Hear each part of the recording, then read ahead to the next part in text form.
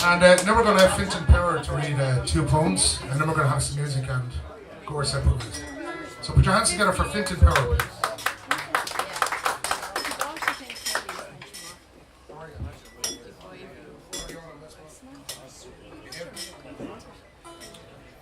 Up to a few years ago, I was part of a group of lads who used to meet in a pub on Saturday mornings for a cup of tea and breakfast sometimes.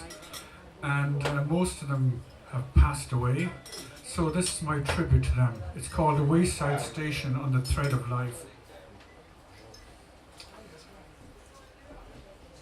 Time to the hour, there was one guy who was the anchorman.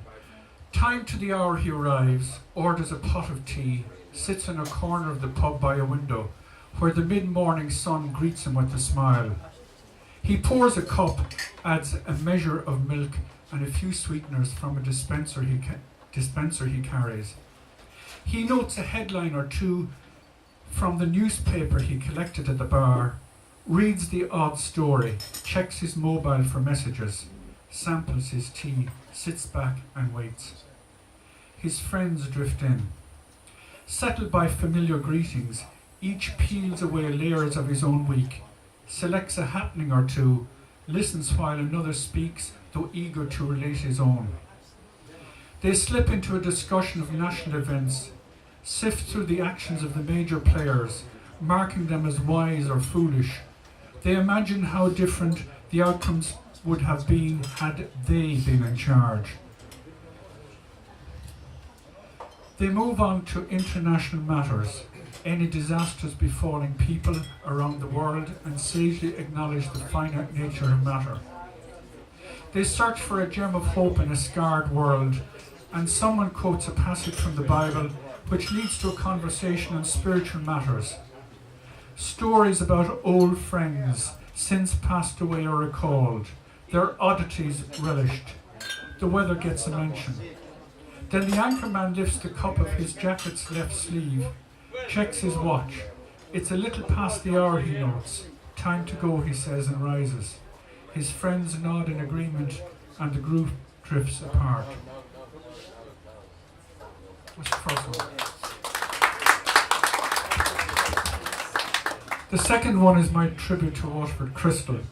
When I was growing up, it was in what's now Johnstown Industrial Estate. It moved out to the Cork Road with what we know were disastrous consequences, particularly we know for the pensioners, and we know that the trade union movement sadly had to fight a case all the way to Europe and back because the government of the day wouldn't give the workers what their rights were. I'm going to take a risk here now and I'll be shot. I do think there should be a monument somewhere in the city to the entity that Waterford Crystal was, to the craft that was created, but especially to all the workers who worked in the crystal. I doubt if I'll be allowed to live to see the day, but anyway, I'd like to think it might happen. But this is my tribute to them. Once the work was certain, you could walk in off the street, attend a short interview, be given the start. Monday morning and early hour, you made your way through the gates as you would every working day for years to come. Your new family sized you up, made space for you, would later call you one of their own. You joined a community whose focus was to create a unique entity, glass that shone like crystal, a glittering prize, sought by many, the great, the good, the gods. A furnace, volcanic hot, melded the elements.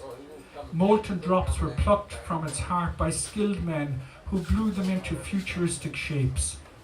The cold glass, cut by craftsmen, translated the forms into crystal dreams. Bad news. A locked front door and gates closed, shutting out loyalty and art. The hard crystal shattered, splintering hopes and dreams. The family downcast rallied defiantly, but were dispersed by forces beyond their ken and control. A lucky few were chosen to build anew in another place, but for others, frozen out, the end was crystal clear.